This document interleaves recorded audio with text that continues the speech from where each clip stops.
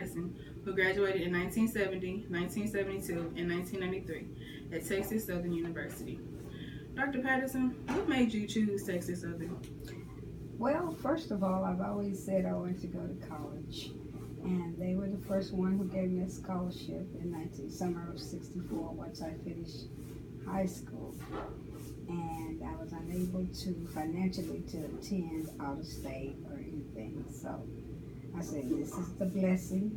And I'm a first generation college graduate. And so I didn't really have anybody underneath me to push me along, but I always said I wanted to go to college, and I was a member of the National Honor Society and stuff, so I was determined to be the first graduate of my family. That's really good. What did you study while you were here? My emphasis was mathematics, and then I later turned into the master's in math education.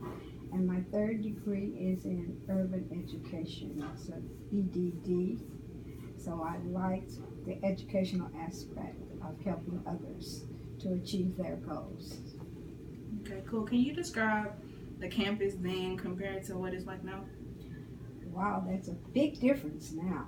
Of course, it was a much smaller campus, and registration was a real hassle. We had to stand in lines along the walls and circle outside in the rain and stuff. But through it all, we did finally get registered. But now, today, there's so much technology involved. You can register online and change courses and pick your instructors. All of that we were not able to do. The campus is now really up on technology and has the facilities and buildings to support excellent education, whereas before we were just down with paper, pencil, and everything. But it's a whole new perspective now than what it was when I was here. We have more people specializing in different colleges and different types of degrees, and you can pick from different careers now, even airway science, engineering, all of these things. It's a big difference. A lot of people, they come to a historical black school because they think, if you're black, you need to come. What do you think? Why do you think coming to this school is so important? What's so unique about historical black universities?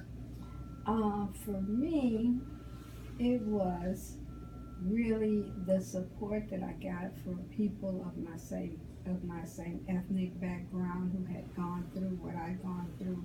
Many of them, like Dr. Clarkson, who was the first graduate of UT in mathematics, distinguished professor. So their stories, listening at their stories and how they endured, it gave me a great incentive that if they can do it, I can do it. So therefore, talking with them, being able to come to their offices and set conference times, and it was a big, big asset for me. And when I went around the corner working on my doctorate degree at University of Houston Central Campus, I just didn't feel that same warmthness as I did with the black institutional professors and administrative people as a whole. We were closer, we were smaller. They are a humongous size university, as you can see, so it's a big difference. The support that I got there was not as great. I did have some adjuncts, which are part-time teachers, and that wasn't as great for me as having somebody who you can access all the time and call all the time. But all in all, I think the institution was a very, very good institution. But I wanted my degree to say Texas TSU proud. It has brought me from a long way. City Gas, Texas, is where I lived at the time. I had to ride the buses and everything, but I appreciate the struggle. It made me feel proud when I was able to be first generation college graduate.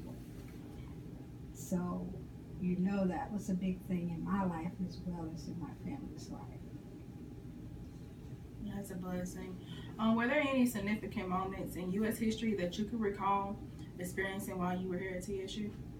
I think one of my proudest moments was remembering um, on the steps of Hannah Hall, Mickey Leland doing some of his great speeches, and he was a great motivator in the sense of talking with the students and giving certain point of views.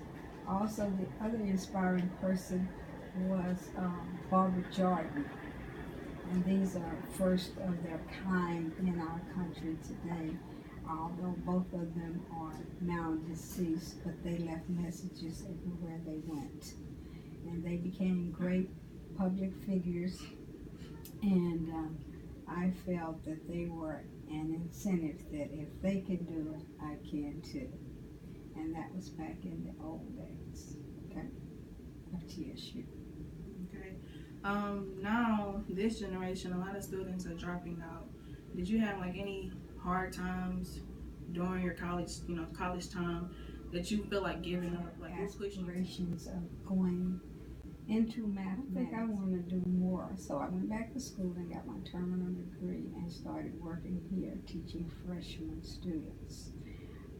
Actually, I was working out at University of Houston, but I was persuaded by some of my professors here that they had a degree that I would like in urban education. And then I could do some of the things that I wanted to do, which was teaching services and trainings in the mathematical field.